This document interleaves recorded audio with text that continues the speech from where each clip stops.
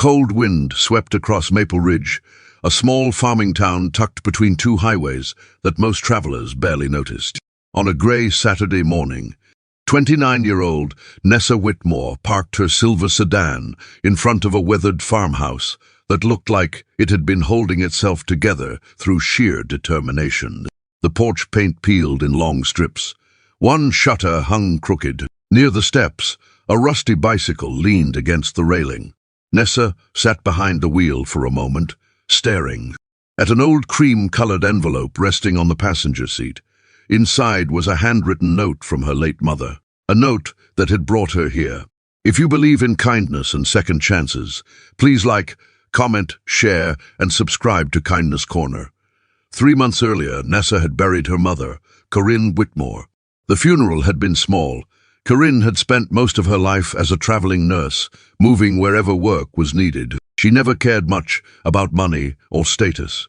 That often frustrated Nessa, who had spent years building a successful logistics company from a tiny office into a regional business with more than 200 employees.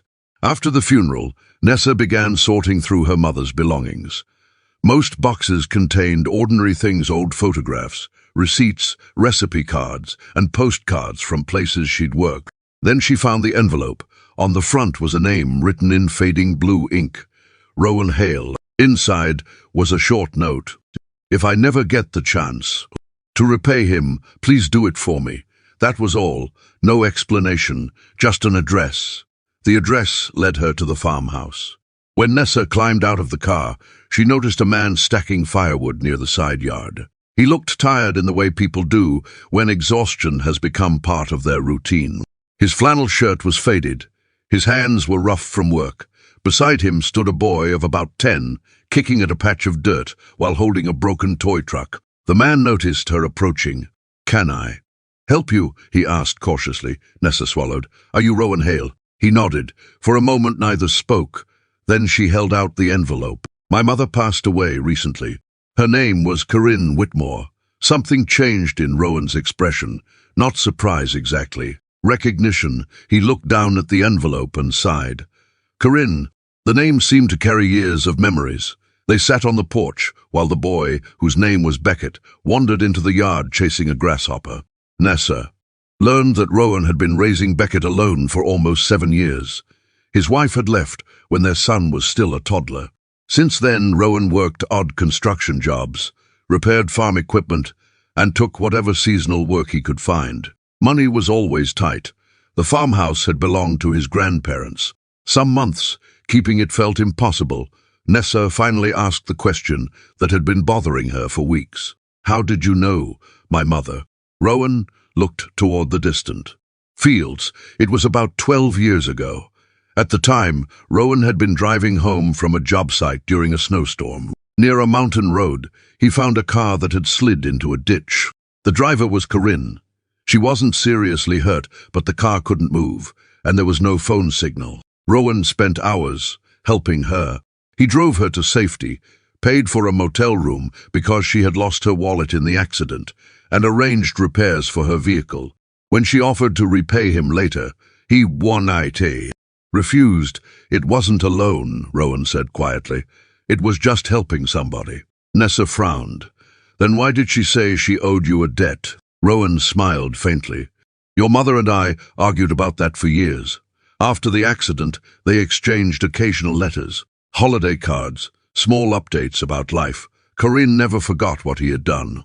To her, kindness created responsibility, not a legal debt, a human one." The conversation lingered in Nessa's mind, because over the years she had grown, accustomed to contracts, invoices, and measurable value. This felt different. Before leaving, she handed Rowan a check.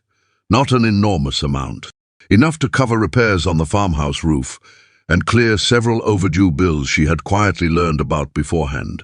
Rowan stared at it. "I can't accept this." "Actually," Nessa said gently, "I think you're accepting it from my mother." For a long moment, Rowan didn't answer.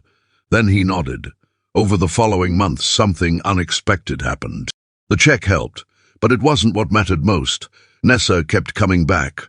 Sometimes she brought coffee, sometimes she stopped by after work. Beckett loved asking endless questions about running a company.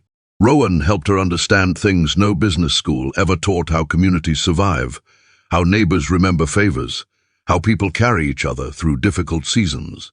One autumn afternoon, nearly a year after their first meeting, the farmhouse looked different. The roof was repaired, the porch had fresh paint. Beckett's bicycle was no longer rusted. Nothing magical had happened. Life was still complicated. Bills still arrived. Work remained stressful. But things felt steadier. Comment: kindness still exists if you believe even one good act can change someone's life. As Nessa prepared to leave that day, Rowan handed her a small wooden box he had made himself. Inside was the original letter from her mother, folded carefully, protected. She never forgot what happened, he said. Nessa smiled. I'm starting to understand why.